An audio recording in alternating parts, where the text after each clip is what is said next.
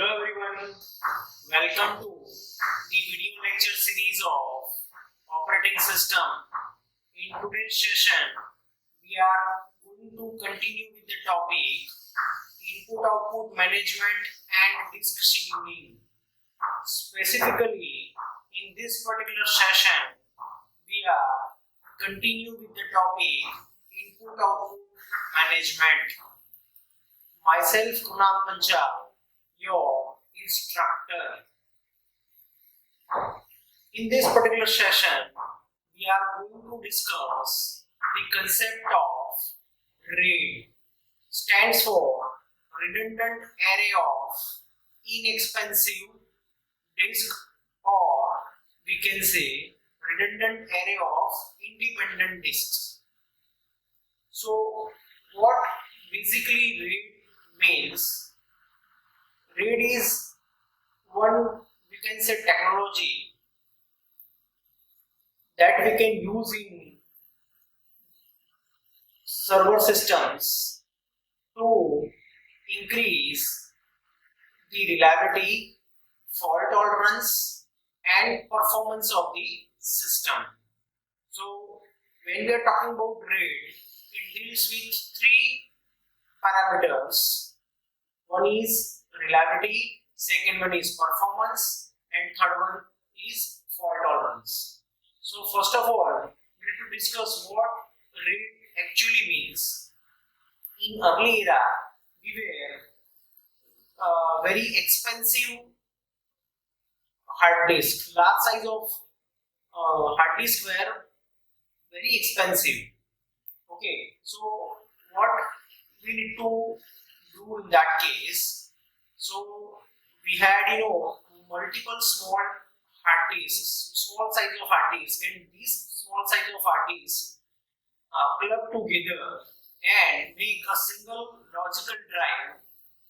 So that is the reason why that scenario, or that arrangement of multiple disks is called as redundant array of inexpensive disk. Okay, the name implies RAID means it is nothing but the array of disk. Disk means nothing but hard disk. Okay, in which the data is replicated among the various hard disks. Fine. So that's why it's called as inexpensive disk. But nowadays we are using multiple hard drives clubbed together and as a single logical drive, an operating system will treat these multiple hard drives as a single logical drive. So that is the reason why it is called as redundant array of independent disks. Okay, so let us discuss the concept of RAID. So RAID is nothing but we can say that one technique through which we can organize the multiple hard disks in such a way that we can improve the performance, reliability and fault tolerance of the system.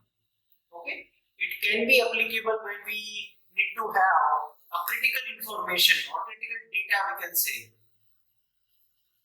When we have, it can be applicable when we need to have highest reliability, okay, in terms of failure.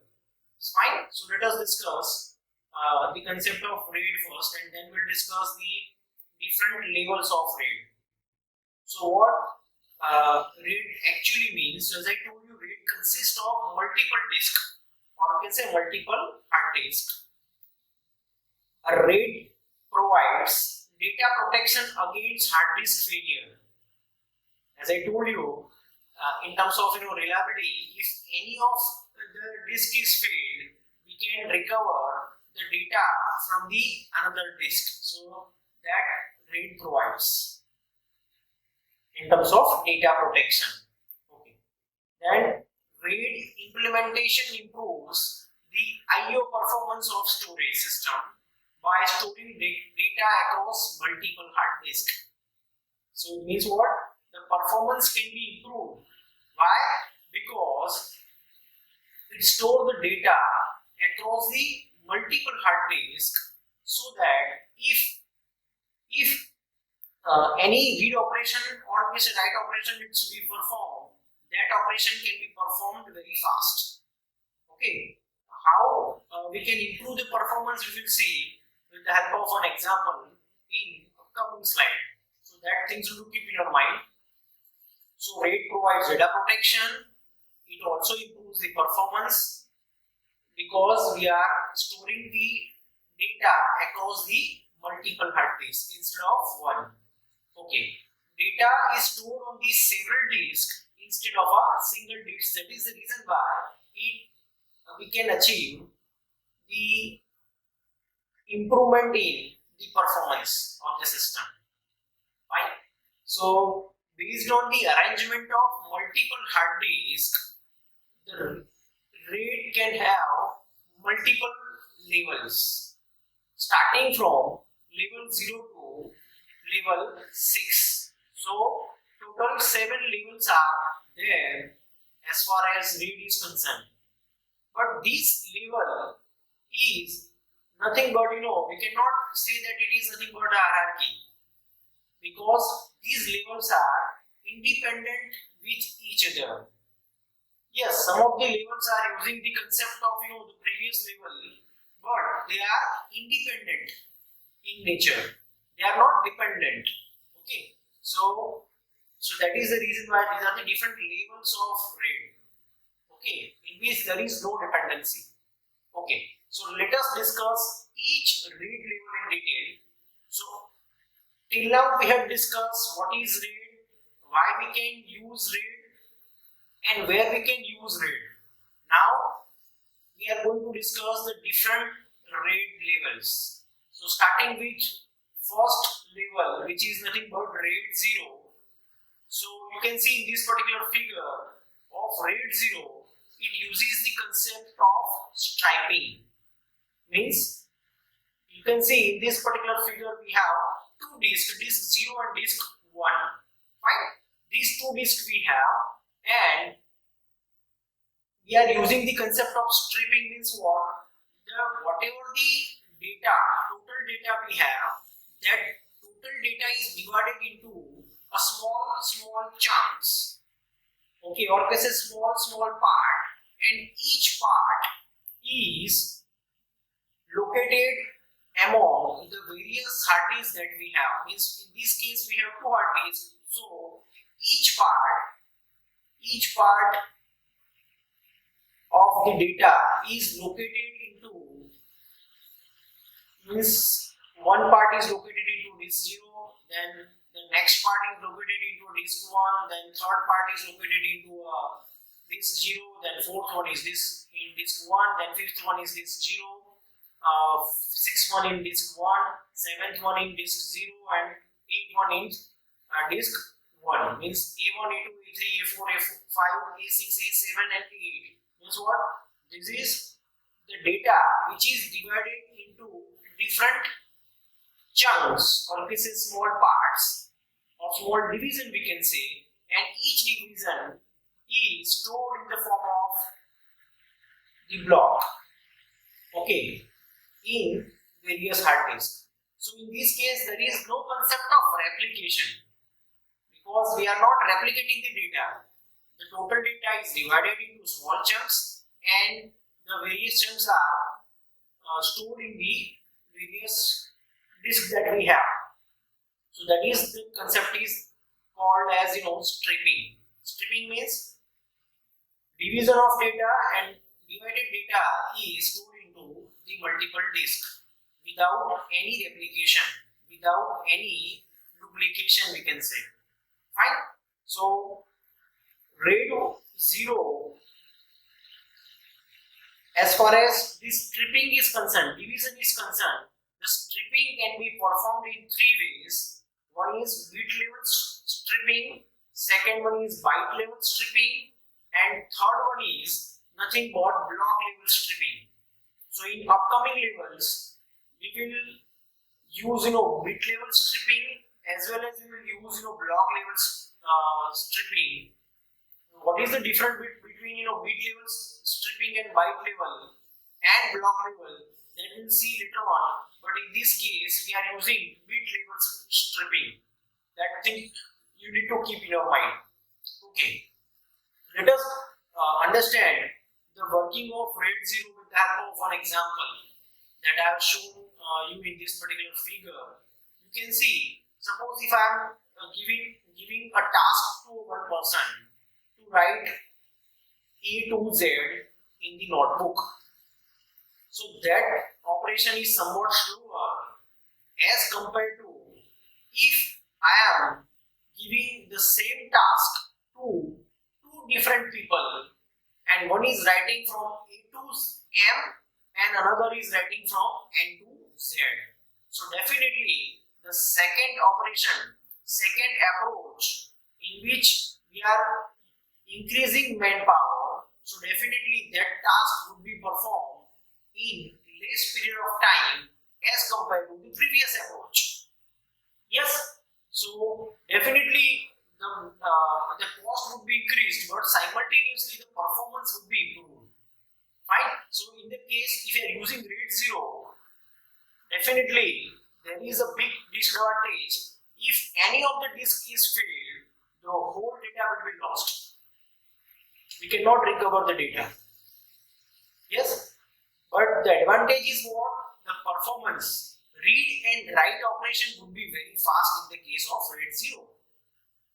Okay, so whenever you have such type of requirement in which the performance is the prime concern, in that case you can go for RAID 0. Like say for example, if you are talking about video processing, okay, in that case performance is more important as compared to reliability and other things. So in that case you can go for RAID 0 type of scenario. Right, now the next level is RAID 1. So what is the concept of RAID 1? In the case of RAID 0, we have used the concept called stripping. In the case of RAID 1, instead of stripping, we are using mirroring. Okay, so what is mirroring? So again we have in this case disk 0 and disk 2 hard disk we have. Okay, and the disk 0 content is whole content of disk 0 is replicated into the disk 1. Means you can see A1, A2, A3 and A4 blocks are there in disk 0. Same blocks are there in the disk 1 as well. It means what? In this case we are totally replicating, we are totally creating one replica of disk 0 into disk 1. So in this case, because of we are using the concept of replication, definitely the reliability would be higher as compared to RAID 0. But in the case of fault tolerance, there is no other mechanism we have used, so definitely it suffers from fault tolerance as well as it suffers from we can say yes, performance we can improve in this case as well, because if you're talking about read and write operation, it is somewhat slower. It is somewhat slower as compared to RAID 0 in terms of write operation, because whenever you are writing something, not only one disk but you need to write that same content into another disk as well. Fine. When we are storing something, definitely not only in disk 0 but also the same content you need to store in disk 1. So that, in terms of reliability point of view, RAID 1 is advisable, but there are certain disadvantages. It is costly. Why? Because it utilized more memory, okay, as compared to RAID 0. Why? Because we are using the concept of replication in this case. So we can utilize the memory half of total available memory in the case of RAID 1. That is the biggest disadvantage of RAID 1. Okay. So this is all about RAID 1, in which we are using the concept of mirroring. Okay. Now the next level is RAID 2. So RAID 2, in this case, we are using the concept of stripping at bit level. So you can see there are disk 0, disk 1, disk 2 and disk 3. These are the hard disk, 4 hard disks starting from 0 to 3. These 4 hard disks are dedicated for storing the data, and the remaining hard disk, rest of the hard disk like disk number 4, 5 and 6 are storing the parity bits information. In this case, we are using 2-bit parity information. And how we can come to know that if we have 4 data disks, how many parity disks would be required? So there is one formula through which we can come to know that these many parity disks are required if we have these many data disks. So the equation is what? The requirement of parity disk is equal to log of number of data disks. Okay, so if we have 4 data disks, in that case we need to have 3 parity disks, and the striping is performed at bit level, and we are using 2-bit parity information. We are storing in the parity hard disk, disk 4, disk 5 and disk 6. So definitely in terms of we can say reliability, if any of the disk is failed, so it is somewhat we can say difficult to get the data, okay, from the other disk, because in this case synchronization between all the hard disks are required, because the data is stored in stripped format, like even the data of particular even block, or we say even contain a particular bit of information, E2 contains remaining bit of information, E3 contains remaining bit of information, and so on. So the synchronization, as far as reading and writing operation is concerned, in this case synchronization is required. Fine. Among all the disks, not only data disks but also the synchronization is required at parity disk as well.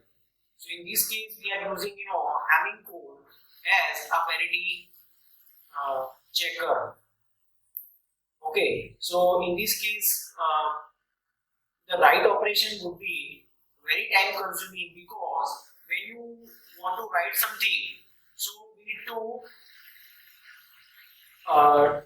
do multiple operations, okay, with that of these different disks, because we need to write something in database, at the same time we need to write that stuff in parity disk as well. So we need to calculate the parity of that information, and then we need to store that information in parity disk. So in terms of reliability point of view, this RAID 2 is not performing well.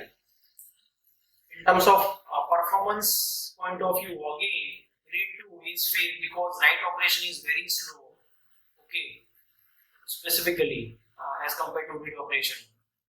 Fine. And because of synchronization between all the hard disk that we have in this case. So this is all about RAID 2. It is not used much because it increases the overhead of the system. Right? So that is all about RAID number 2. Now next one is RAID number 3. So what is the scenario in the case of RAID number 3? So RAID number 3 is the you can say enhanced, or this extended version of RAID 2, or this a modified version of you can say RAID 2, in which instead of having the multiple parity blocks, or we can say multiple parity disk. In this case, we are using a single parity disk only. We are using the same concept over here of RAID 2, but instead of having multiple parity disks, in this case we are having only single parity disk, and in this case we are using the parity level checking. Instead of having code, we are using in this case parity level in terms of even and odd parity. Based on the number of ones are even, or we can say number of ones are odd. According to that, we can check the parity of the bits. So again, there is a stripping at bit level in this case, but what will be the advantage in this case? In this case, the cost would be reduced as compared to RAID 2. Yes, but in this case also there should be synchronization among all the disks, because the data is fragmented across the multiple disks that we have, and that data information parity is stored in a dedicated disk that we have. So you can see the disk 3 is nothing but the dedicated disk that we have, in which we have stored the parity information of the data disk. Okay. Again, the main drawback of RAID 3 is, what if parity disk is failed, we cannot recover the data.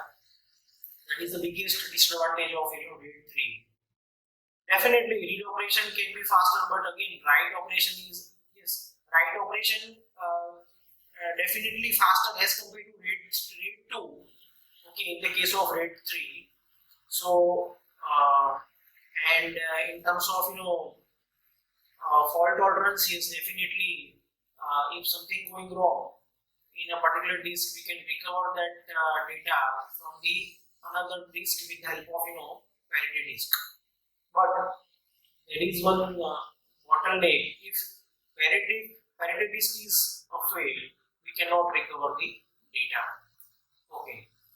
Then the next level is RAID number 4. In the RAID 4, the same concept we are using as we have discussed in RAID 3.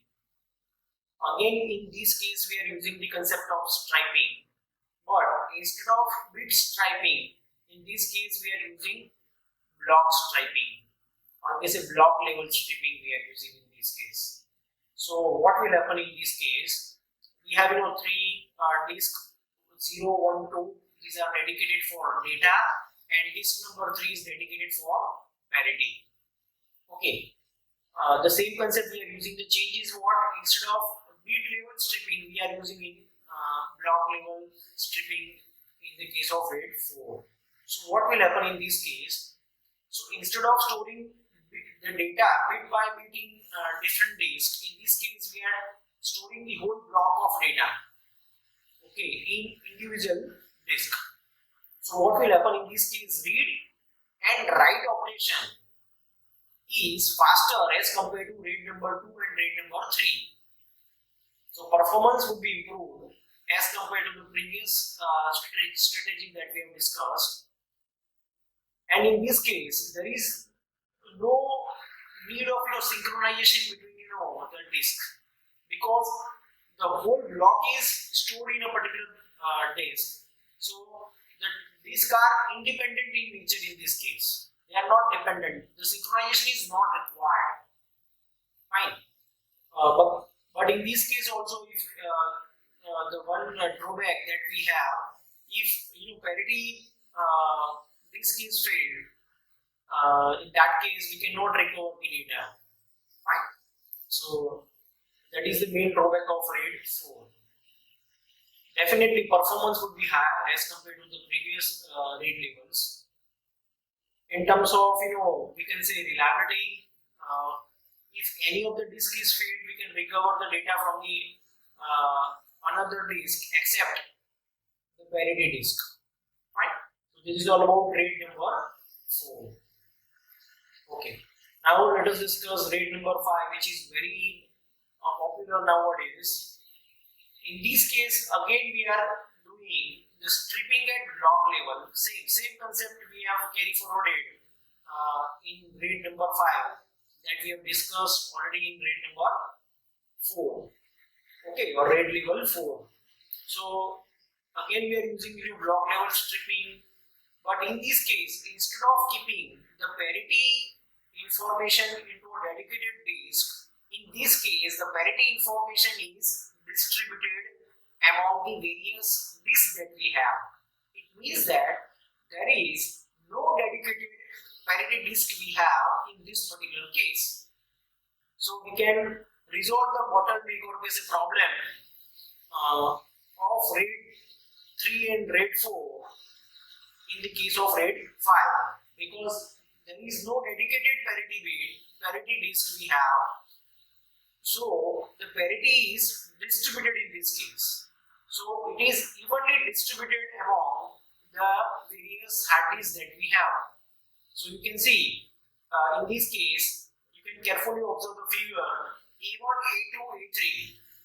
These are the blocks, block informations in this number 0, 1 and 2, and this A1, A2, A3's parity is stored in this number 3.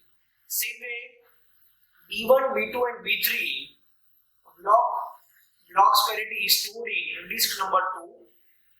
Same way, C1, C2, C3 blocks parity is stored in block disk number 1, and D1, D2, D3's blocks parity is stored in disk 0. So what would be the advantage when we are talking about distributed parity? So in this case, again we are using one bit parity we are using. So in this case, there is no concept of we can say single point of failure in this case. Why?